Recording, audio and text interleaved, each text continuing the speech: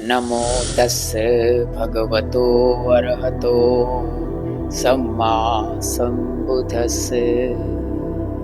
साधु साधु साधु।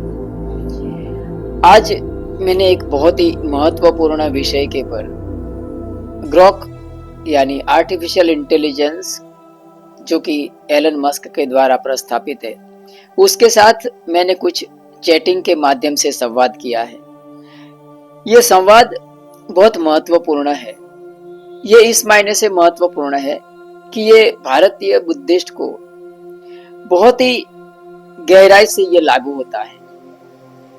उसको मैंने कुछ प्रश्न किया है और उस प्रश्न में ये ग्रोक आर्टिफिशियल इंटेलिजेंस ने किस तरह से जवाब दिए हैं, उसका यहाँ मैं छोटे से इस वीडियो के माध्यम से विवरण करता हूँ।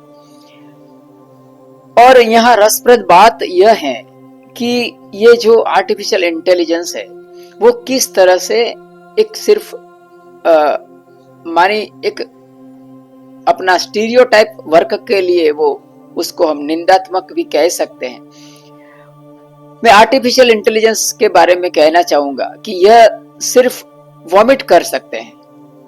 वो खाना जो खाते हैं उसको पचा नहीं सकते, पचाकर उसमें से खून नहीं बना सकते हैं। कहने का तात्पर्य यह है कि आर्टिफिशियल इंटेलिजेंस चाहे वो रोबोटिक स्वरूप में हो या तो ऐसा ये जो माहिती का आदान प्रदान करने वाले स्वरूप में हो, उसमें अपना तर्क वितर्क करने की संवेदना नहीं होती है। वो सिर्फ एक जगह से माहिती को लेकर दूसरे जगह वो ट्रांसफर करते हैं, तो कोई बार वो अपने ही विधानों में विरोधाभास दे देते हैं।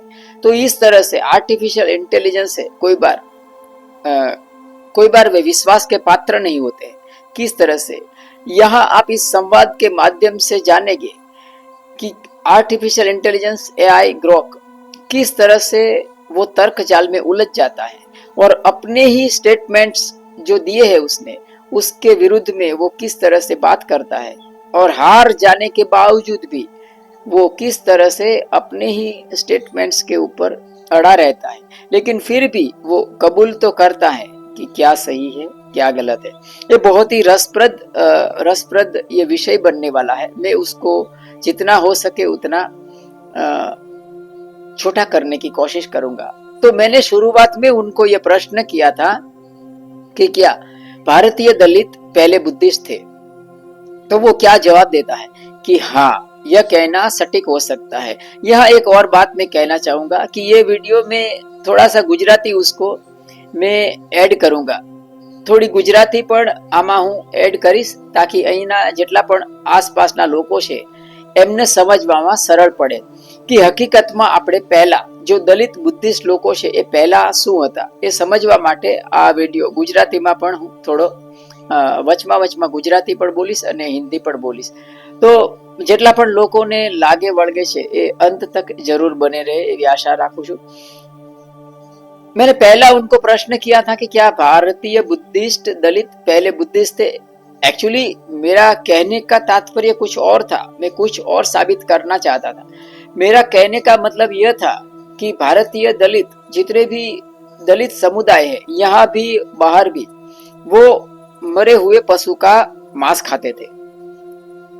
तो इससे ये बात साबित होता है कि वे पहले बुद्धिस्ट थे। કહેવાનો અર્થ એ કે જેટલા પણ દલિત સમાજ છે અહીંયા ભારતમાં પણ, ભારતની બહાર અને હું જ્યાં રહું છું ત્યાં પણ મરેલાનું માંસ ખાવા માટે એમનું પ્રચલિત હતા।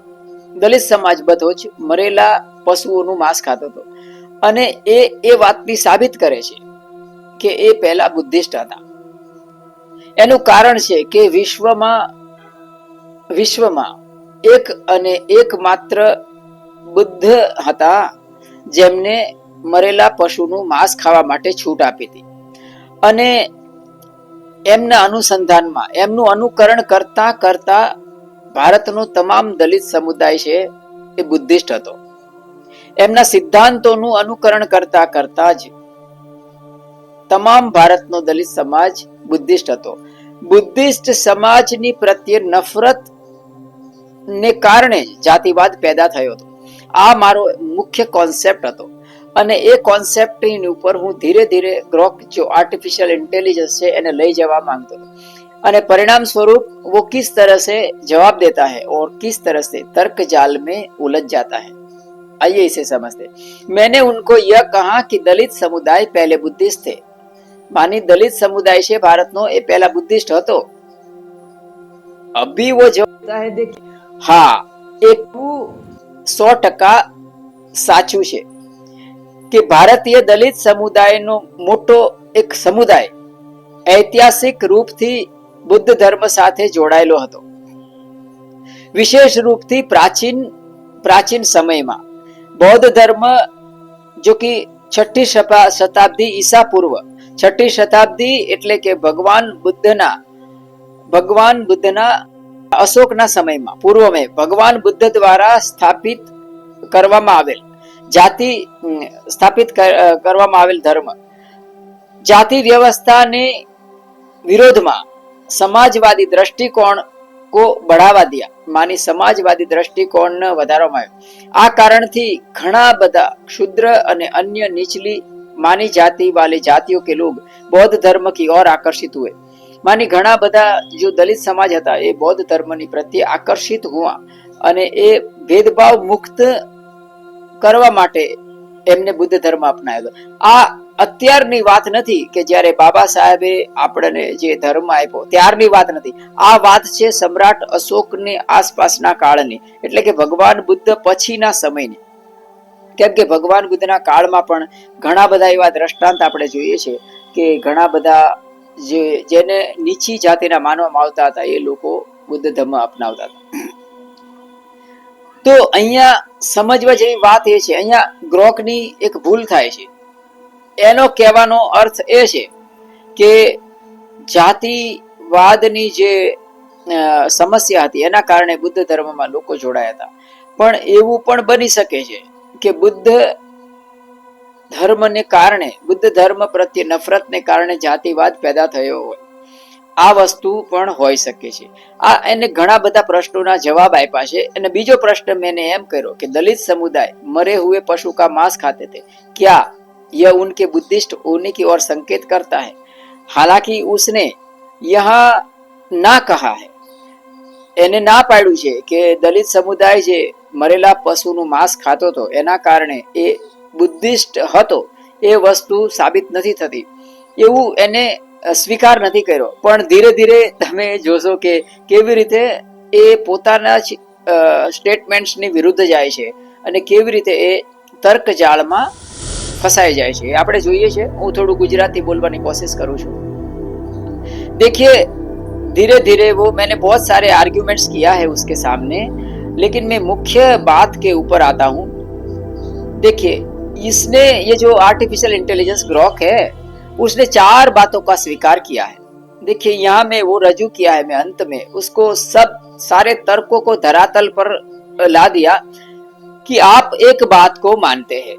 उसने क्या क्या स्वीकार किया? ग्रोक જે છે આર્ટિફિशियल इंटेलिजेंस એ શું સ્વીકાર કરે છે એને સમજીએ આપણે। देखिए किस तरह से ये ग्रोक आर्टिफिशियल इंटेलिजेंस है वो अपने ही स्टेटमेंट्स के विरुद्ध में जाता है और किस तरह से वो तर्क जाल में फंस जाता है। કેવી રીતે આર્ટિફિशियल इंटेलिजेंस ગ્રોક તર્કની જાળમાં ફસાઈ જાય છે। 4 વાતોનો એ સ્વીકાર કરવા છતાં પણ એ સત્યનો સ્વીકાર નથી કરતો। જો પહેલું તો એ સ્વીકાર કરે છે કે બુદ્ધિઝમમાં માંસ ખાવાની છૂટ દઈ ગઈ છે અને ખાસ કરીને જેટલા પણ બુદ્ધિસ્ટ દેશો છે ત્યાં આપણે જાઓ તો તમને ત્યાં હોટલો હોય ને ત્યાં એના ઉપર બોર્ડ લગાવેલું જોવા મળે કે અહીંયા માત્ર મરેલા પશુનું માંસ પીરસવામાં આવે છે। તો બુદ્ધિઝમમાં માંસ ખાવાની છૂટ છે અને એને ત્રિકોટી પરિશુદ્ધ માંસ કહેવામાં આવ્યું છે। આનો સ્વીકાર કરે છે ગ્રોક, બરાબર। બીજી વાત છે કે वो ये भी स्वीकार करता है कि पुराने काल में दलितों का एक बड़ा समुदाय बुद्धिस्ट था। मानी એ પણ એ સ્વીકાર કરે છે કે ભારતનો દલિત સમુદાય જેને આપણે વિવિધ નીચી જાતિમાં ગણતરી થાય છે એ બધા બુદ્ધિસ્ટ હતા। એ વાતનો એને સ્વીકાર કર્યો છે। આ વાત એક બરાબર સમજી લેવા જેવી છે કે આ વાત બાબા સાહેબના કાળની નથી, આ વાત છે બાબા સાહેબની પહેલાના, બુદ્ધના 1200 વર્ષ પહેલાની. એટલા માટે જ બાબા સાહેબે તમને બુદ્ધ ધર્મ આપેલો છે. હવે આ બીજી વાતનો પણ એ સ્વીકાર કરે છે કે ભારતનો મોટો दलित वर्ग से बुद्धिस्ट હતો. तीसरी बात यह भी मानते हैं कि दलित की आर्थिक सामाजिक परिस्थिति दयनीय थी. बराबर. ત્રીજી વાત એ પણ સ્વીકાર કરે છે કે ભારતના જે દલિત સમાજ છે એની પરિસ્થિતિ છે वो दयनीय હતી. बराबर. इससे एक बात स्पष्ट होती है जो कि जातिवादी वर्ण व्यवस्था का अन्याय था वो बुद्ध धर्म के प्रति नफरत से पैदा हुआ था. यहाँ आपका तर्क विचारणीय है. वो जवाब देता है कि आपका तर्क विचारणीय है और इसमें कुछ महत्वपूर्ण बिंदु उठाए गए हैं. मैं आपके द्वारा उल्लेखित बिंदुओं को क्रमबद्ध तरीके से संबोधित करते हुए निष्कर्ष का विश्लेषण करूंगा. देखिए उसने मुझे बहुत सारा रिप्लाई दिया है. मैं यहाँ उसके रिप्लाई को पढ़ूंगा तो वीडियो बहुत लंबा हो जाएगा. निष्कर्ष कहता है कि आपका तर्क की जातिवादी वर्ण व्यवस्था का अन्याय बौद्ध धर्म के प्रति नफरत से प्रेरित हो सकता है. देखिए ये वो क्या रिप्लाई देता है. ऐतिहासिक और सामाजिक दृष्टिकोण से ये काफी हद तक सही है. देखिए काफी हद तक सही है उसका मतलब है कि ये आ साची वस्तु है कि जातिवादी वर्ण व्यवस्था प्रत्ये जे अन्याय અને અત્યાચાર છે એ બૌદ્ધ ધર્મને પ્રતિ નફરતને કારણ पैदा થયેલો છે. ऐतिहासिक और सामाजिक दृष्टिकोण से काफी हद तक सही है. बौद्ध धर्म ने वर्ण व्यवस्था को चुनौती दी जिसके कारण इसे ब्राह्मणवादी व्यवस्था के समर्थकों से विरोध का सामना करना पड़ा. दलित समुदाय की मांसाहार प्रथा विशेष रूप से मरे हुए पशु का मांस उनकी सामाजिक आर्थिक मजबूरी से उत्पन्न हुई और बौद्ध धर्म के लचीले सिद्धांतों के अनुरूप थी. लेकिन यह प्रथा बौद्ध धर्म का परिणाम नहीं थी. देखिए अभी तक वो स्वीकार नहीं करता है.